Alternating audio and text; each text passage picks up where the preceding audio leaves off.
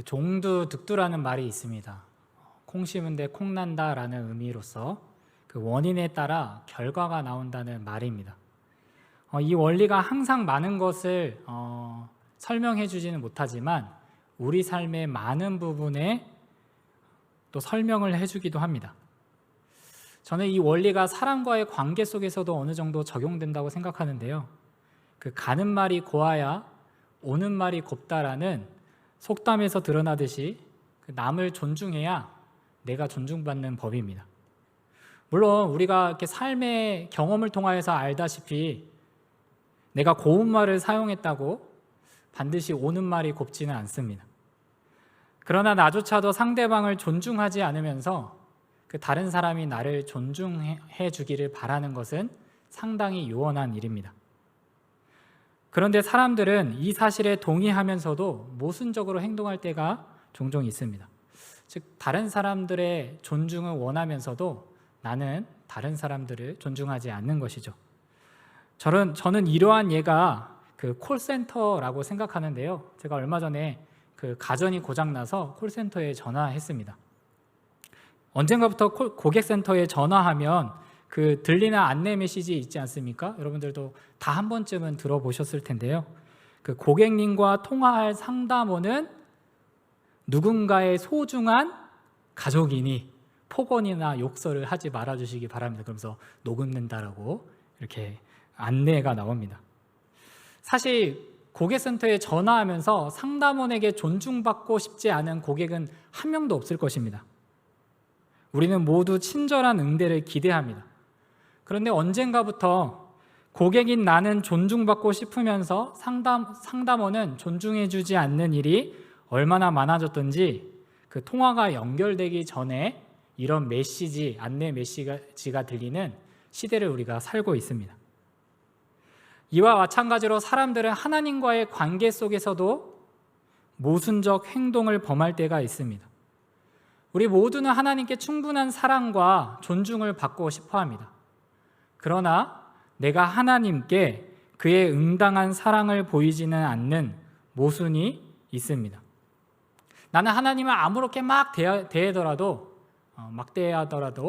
하나님은 사랑의 하나님이시니까 나를 항상 잘 대해 주셔야 한다는 막연한 기대가 있는 것이죠. 그러나 하나님은 성경을 통해서 이렇게 말씀하십니다. 나를 존중히 여기는 자를 내가 존중히 여기고 나를 멸시하는 자를 내가 경멸하리라. 여러분 이것이 그 사무엘서의 말씀인데 이 말씀의 응답이 그 엘리 제사장의 가문이고 사울이었습니다. 그리고 오늘 본문의 북이스라엘입니다. 하나님을 끊임없이 멸시하던 이스라엘의 최후가 멸망으로 치닫게 된 것이죠.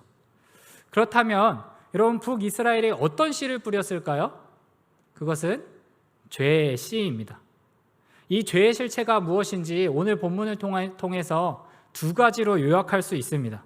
그 첫째는 하나님의 언약과 말씀을 버린 것입니다. 본문 15절 말씀입니다. 여호와의 율례와 여호와께서 그들의 조상들과 더불어 세우신 언약과 경계하신 말씀을 버리고. 여러분 본래 이스라엘 백성들이 그 여호수아와 함께 그 가나안 땅을 정복했을 때 무엇이라고 맹세하냐면 우리가 여호와의 목소리를 청종하리다라고 맹세했습니다. 하지만 시간이 흘러서 어떻게 되냐면 그들의 목이 굳고 마음이 완고해지고 교만해졌습니다. 그래서 그 자신들을 위한 하나님의 말씀을 버리는 죄를 범했습니다. 여러분 이스라엘의 이런 반복된 완고함과 교만함을 볼 때 여러분들은 어떤 생각을 하시는지 모르겠지만 저는 저의 그 완고했던 과거가 생각납니다. 제가 초등학교에 입학했을 때 친구의 그 손길을 따라서 접했던 문화가 오락실입니다. 오락실.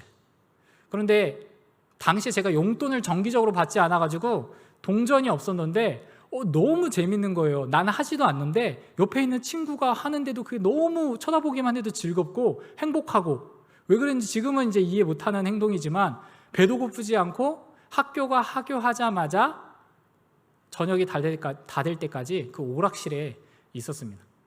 근데 제가 그만 저희 어머니께 들통났습니다. 저희 어머니가 오락실의 문화를 굉장히 싫어하셨기 때문에 저를 엄하게 벌하셨습니다. 그 당시에 저희 교회에 한 집사님이 당구장을 운영하셨는데 왜 주셨는지 모르겠지만 집에 그 당구 큐대가 있었습니다.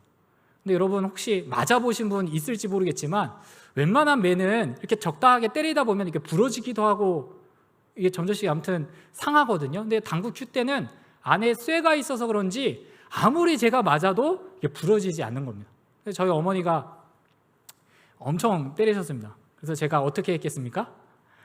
죄송해요, 안 갈게요, 잘못했습니다 라고 아주 진심으로 말씀드렸어요. 그때 저희 어머니가 하예와 같은 그 용서의 은혜를 베풀어 주셨습니다. 그런데 문제는 다음날 학교에 갔는데 하교하자마자 제가 오락실로 갔던 것입니다. 오락실로 갔는데 어제 일은 까맣게 잊어버리고 그걸 너무 즐겁게 즐겼습니다. 물론 친구가 하는 게임 쳐다보는 걸로 즐겼습니다. 그래서 집에 갔는데 저희 어머니는 전지했던 건지 그 당시에 또 아셨습니다. 그래서 또 엄청나게 맞았습니다. 어제보다 더 배로 맞았는데 진심으로 잘못했습니다, 다시는 가지 않을게요 라고 했는데 셋째 날이 되었습니다. 셋째 날 하교하자 저는 집으로 가지 않고 여전히 오락실로 갔습니다. 이번에는 자전거를 끌고 갔었는데 오락실에서 나오자 밤이 깜깜이 되고 오락실에서 나오자 제 자전거가 오락실 문 앞에서 사라져 있는 거예요. 그래서 저는 충격을 받았습니다. 만약 우리 엄마가 가져간 것이라면 오락실에 당장 들어와서 내 귀를 잡아 당겼어야 했는데 남이 훔쳐간 것인가 라는 그런 희망 섞인 기대를 갖고 집에 갔는데 집 앞에 저의 자전거가 고이 있는 것을 보고 다가오는 그 심판 앞에 두려워 떨며 문을 열었던 적이 있습니다. 그 다음부터 제가 가지 않았었는데 여러분 제가 그 어머니께 그 큐대 앞에 맞을 때 어머니께 용서를 구하지만 내일은 가야지 이렇게 생각하지 않았습니다. 안 가야지라고 생각했지만 그 다음 날만 되면 어머니의 말씀은 생각나지 않고 오락실로 갔던 것입니다. 여러분 저는 단순히 그 오락실의 문화에 빠져나오지 못했던 그런 완고함이 있었지만 여러분 그때 제가 깨달은 것은 저에게 죄의 본성이 있다는 것이었습니다.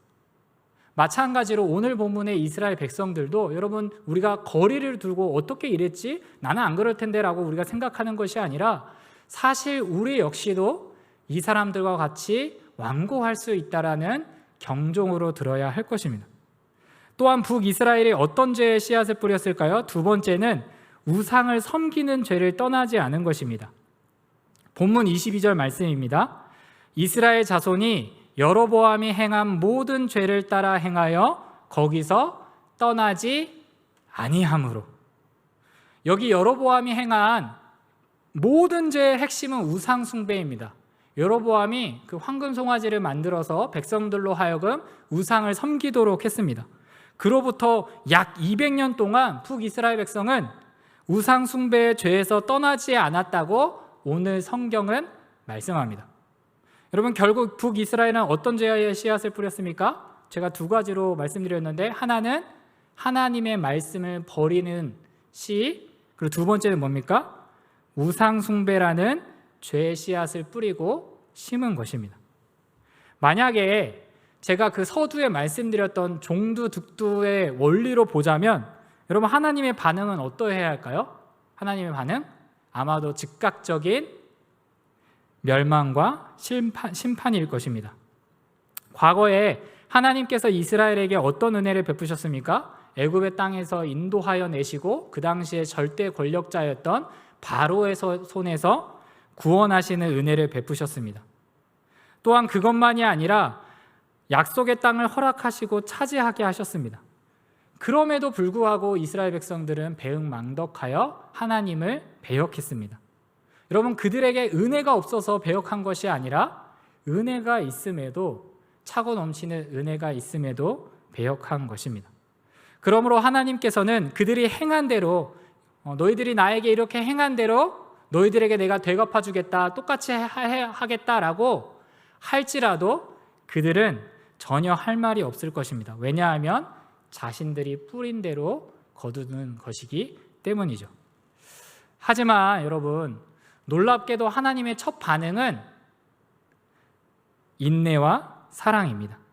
하나님께서는 이스라엘의 죄에 대해서 경노하셨지만 북이스라엘을 곧장 심판하지는 않으셨습니다. 오히려 그들을 향해 사랑으로 오래 참으시고 기다리셨습니다. 우리는 이 증거를 두 가지로 확인할 수 있는데요. 첫 번째는 그 선지자입니다. 선지자. 본문 13절에 나와 있듯이 하나님께서는 그 끊임없는 범죄 앞에 있는 이스라엘에게 자신의 종인 선지자들을 보내셔서 회개의 메시지를 전하셨습니다. 그러니까 그들이 죄에서 돌이키기를 진심으로 바라고 계속 기회를 주신 것이죠. 여러분, 특별히 하나님께서 북이스라엘 백성을 얼마나 사랑하시고 인자를 베푸셨는지 선지자 두 사람을 한번 생각해 보면 좋겠습니다. 여러분, 선지자라고 할 때 여러분들이 가장 기억나고 좋아하는 선지자가 아마 다양할 것입니다. 그런데 이 당시 가장 중요한 선지자는 단연코 엘리야와 엘리사일 것입니다. 그들의 활동이 얼마나 성경에 많이 기록되어 있습니까?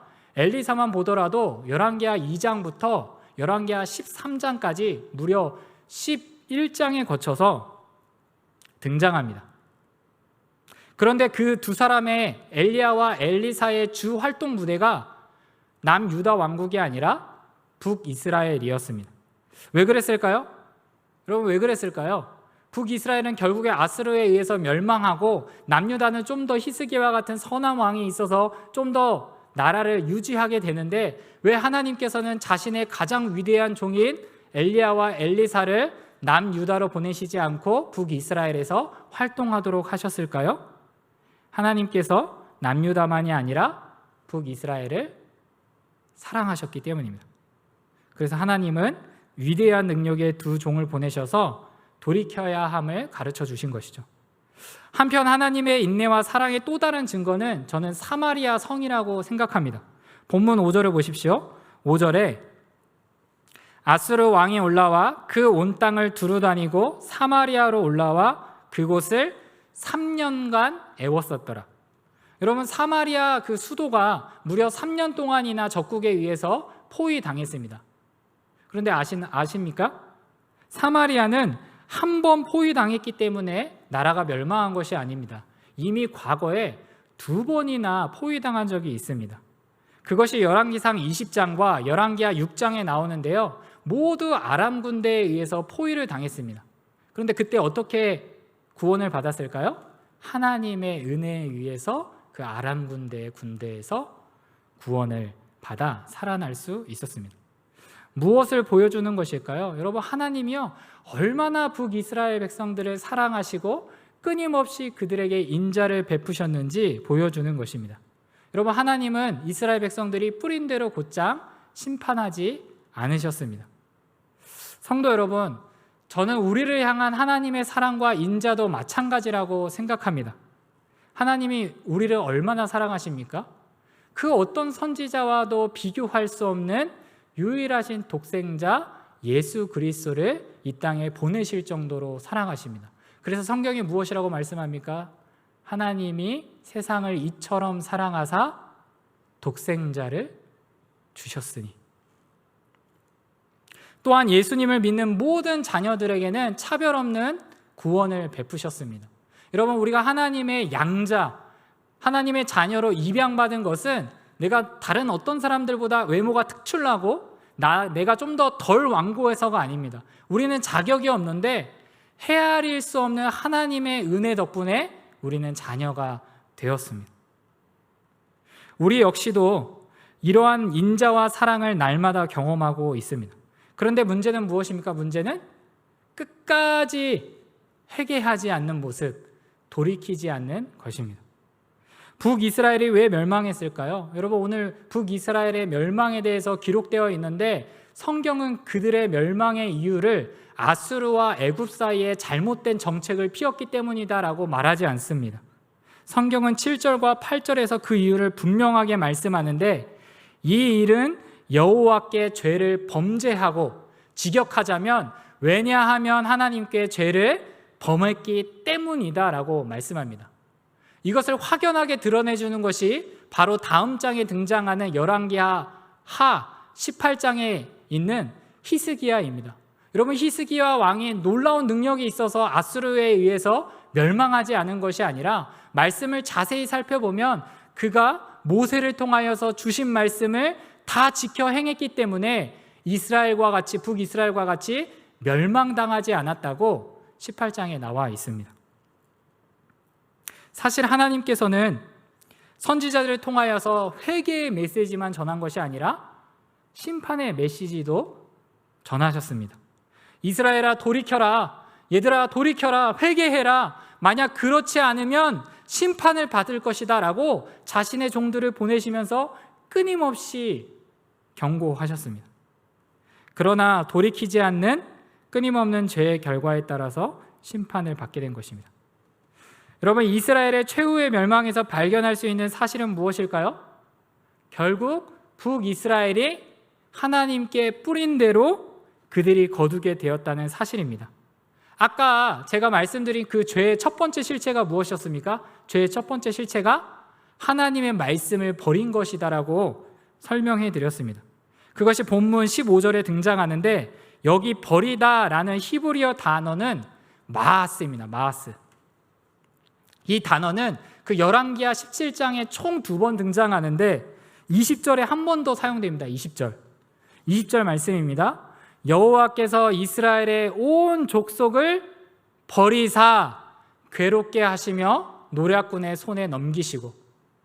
여러분, 무엇을 말씀하시는 걸까요? 지금 하나님의 말씀을 이스라엘 백성들이 마하스 버리자 결과적으로 하나님께서도 이스라엘 백성들을 마하스 버리셨다라고 말씀하는 것입니다. 여러분, 사람에게 버림받는 것만큼 우리에게 상처 주는 게 어디 있습니까?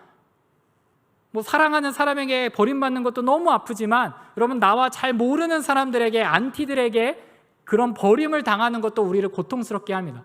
그런데 여러분, 우리의 몸과 영혼을 멸하실 수 있는 하나님께 버림받는 것만큼 여러분 두려운 결과는 없을 것입니다. 또한 이스라엘이 범한 죄의 두 번째 실체가 무엇이었습니까? 두 번째가 우상 숭배를 떠나지 않는 죄였습니다. 다른 말로 표현하자면 하나님을 떠나서 그 우상의 곁으로 간 것입니다. 그 내용이 본문 22절에 등장하는데 여기 떠나다라는 히브리어 단어는 수루입니다. 수루. 이 단어는 열왕기하 17장의 본문 18절과 23절에서도 등장합니다. 먼저 18절에 보면 여호와께서 이스라엘에게 심히 노하사 그들을 그의 앞에서 제거하시니, 여기 제거하다라는 단어가 수루입니다.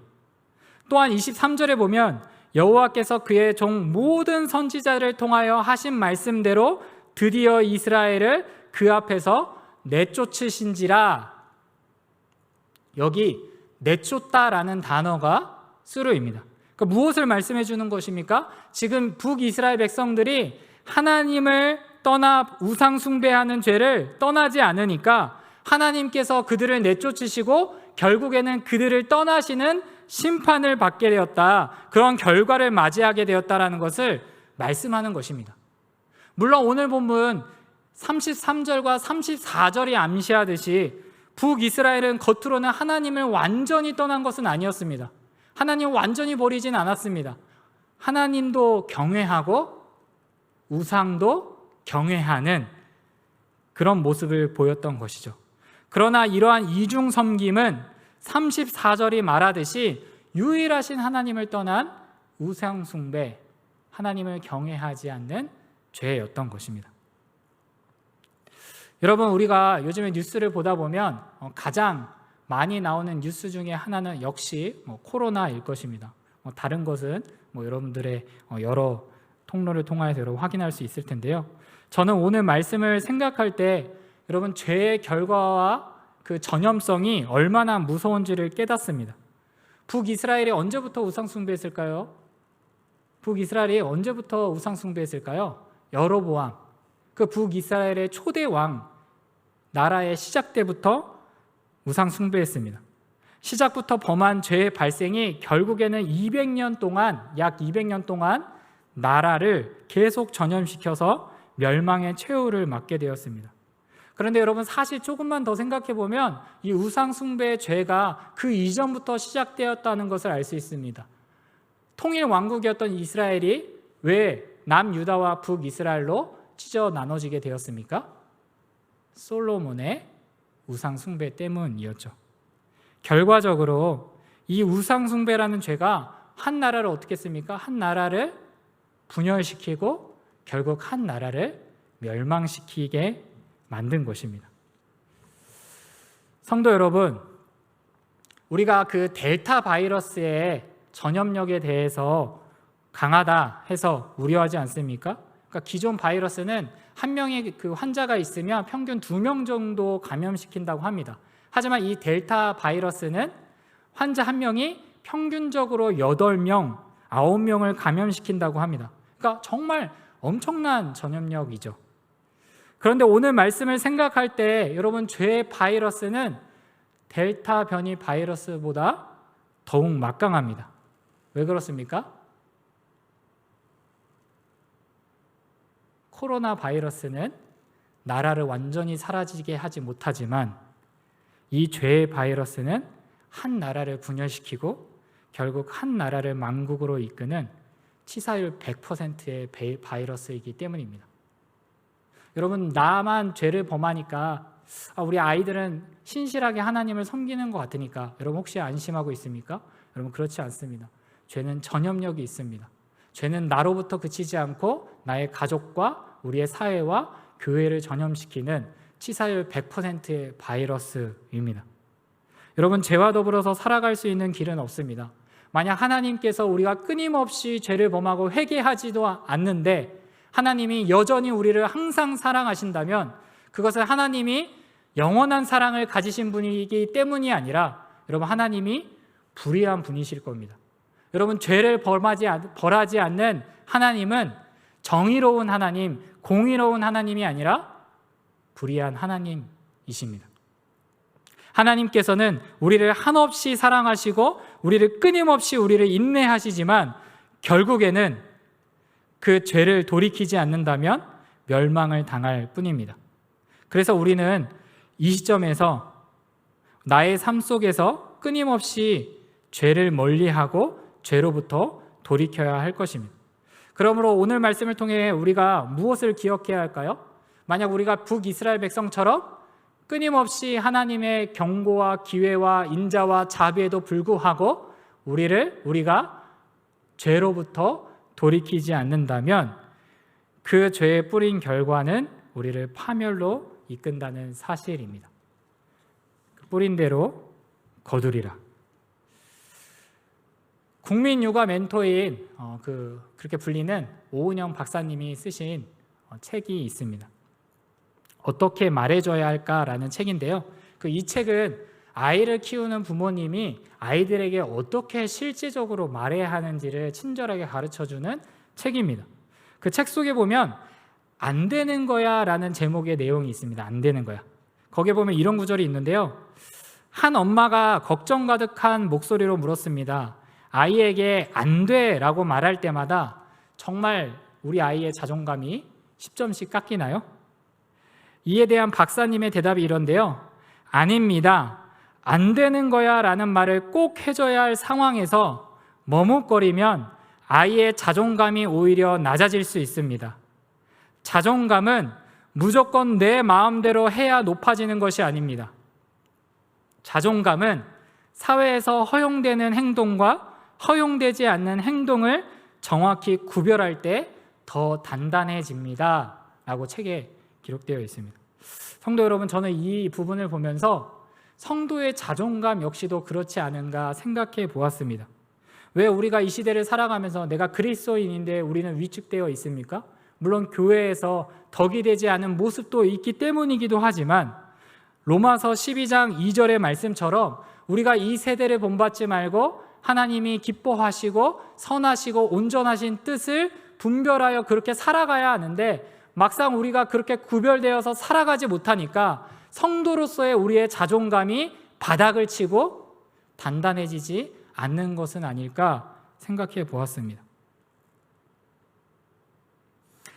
하나님께서 오늘 말씀에 나와 있듯이 어떻게 보면 정말 암울하지 않습니까? 한 나라의 멸망, 한 나라의 최후를 기록하신 목적이 무엇이겠습니까? 그냥 한 번 정도만 기록하면 될 텐데 하나님이 왜 죄를 범한 그 이스라엘 백성들의 죄를 용서하시고 또 죄를 범하고 또다시 용서하시고 죄를 범하고 결국에는 멸망으로 치달은 이 역사의 기록을 우리에게 남기셔서 오늘 이 말씀을 듣게 하신 목적이 무엇이겠습니까? 그 우리의 참 부모이신 하나님께서 우리에게 안 되는 거야 라고 분명하게 가르쳐 주시기 위함이 아니겠습니까?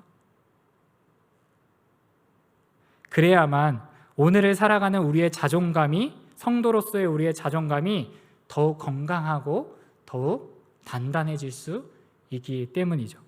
시편 119편 38절은 이렇게 말씀합니다. 주를 경외하게 하는 주의 말씀을 주의 종에게 세우소서. 세우소서. 여러분, 하나님의 말씀은 능력이 있습니다. 우리 안에 내적인 무슨 능력이 있어서가 아니라 하나님의 말씀은 살아있는 그분의 전능의 말씀이니까, 무로부터 유를 창조하시는 말씀이니까 아주 강력한 파워가 있습니다. 하나님의 말씀이 우리로 하여금 어떻게 살게 합니까? 주를 경외하게 살도록 합니다. 그래서 우리 시편 이 고백이 주를 경외하는 주의 말씀을 나에게 세워주시옵소서. 하나님, 이 말씀을 그냥 역사적 지식 차원이 아니라 정말 그 죄의 씨앗을 거두지 않는다면, 돌이키지 않는다면 결국에는 뿌린 대로 거두리라는 그 경고의 메시지로 내가 삼아서 오늘을 바르게 살아갈 수 있도록 나를 붙잡아 주시옵소서. 하나님 외에 다른 것들을 경외하는 그런 우상 숭배를 범하는 죄를 범하지 않게 하여 주시옵소서라고 우리가 기도했으면 좋겠습니다. 그래서 오늘 이 말씀이 하나님만을 경외하는 말씀으로 다가오는 이 예배, 이 자리가 되기를 바라고 진심으로 축복합니다. 제가 기도하겠습니다. 하나님 아버지, 하나님은 우리를 사랑하시기에 우리가 365일 언제 어디서나 읽을 수 있는 이 성경 말씀을 주셨습니다. 하나님께서는 이 말씀을 통하여서 우리에게 알게 하시고 깨닫기를 바라시는 그 마음은 안 되는 거야. 나와 다른 우상을 겸하여 섬기는 것은 안 되는 거야. 나의 말씀을 버리는 것은 안 되는 거야 라고 가르치시는 목적임을 우리가 믿습니다. 주님, 이 말씀이 그냥 땅에 떨어지는 것이 아니라 우리의 심령 속에 살아 움직이게 하여 주셔서 주를 경외하게 하소서. 나의 목에 굳음이 있고 눈에 완고함이 있고 귀에 두꺼움이 있지만 무에서 유를 창조하시는 하나님의 말씀이 우리의 심령을 변화시켜서 하나님이 원하시는 삶, 거룩하신 하나님을 닮아가는 우리가 되게 해 주시옵소서. 예수님의 이름으로 기도드립니다. 아멘.